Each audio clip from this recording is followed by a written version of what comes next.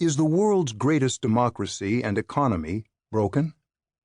Not compared to the Civil War years or to the early 1930s, and not if one considers the miracles happening every day in America's laboratories, on the campuses of its world-class colleges and universities, in offices and lofts full of developers creating software for robots or for medical diagnostics, in concert halls and on Broadway stages, or at joyous ceremonies swearing in proud new citizens. And certainly not if the opportunities available today to women, non-whites, and other minorities are compared to what they faced as recently as a few decades ago.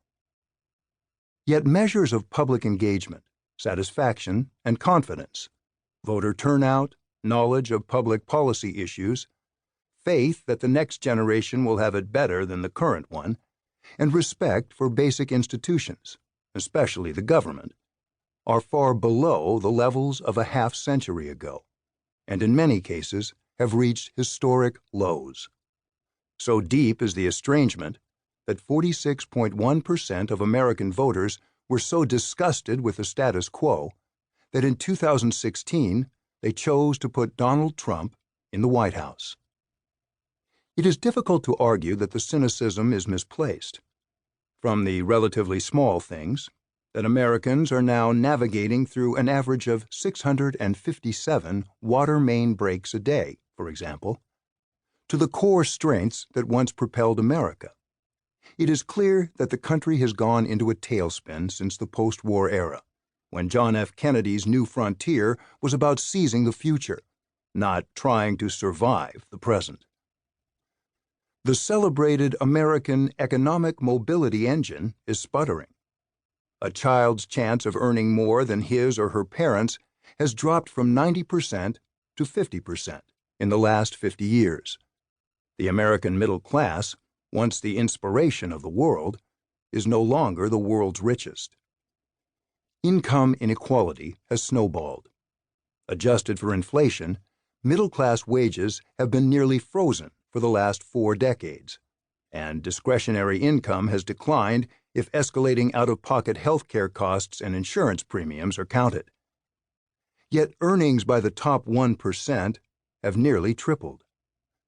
The recovery from the crash of 2008, which saw banks and bankers bailed out while millions lost their homes, savings, and jobs, was reserved almost exclusively for the top 1%.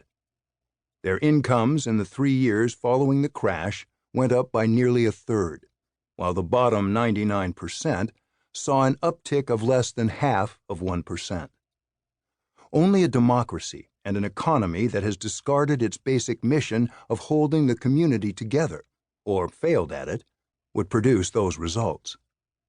Most Americans with average incomes have been left largely to fend for themselves, often at jobs where automation, outsourcing, the near vanishing of union protection, and the boss's obsession with squeezing out every penny of short-term profit have eroded any sense of security. Self-inflicted deaths from opioid and other drug abuse, alcoholism, and suicide are at record highs, so much so that the country's average life expectancy has been falling despite medical advances.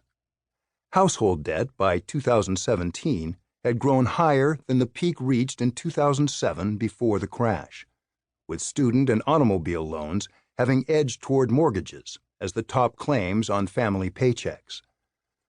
The world's richest country continues to have the highest poverty rate among the 35 nations in the Organization for Economic Cooperation and Development, OECD, except for Mexico.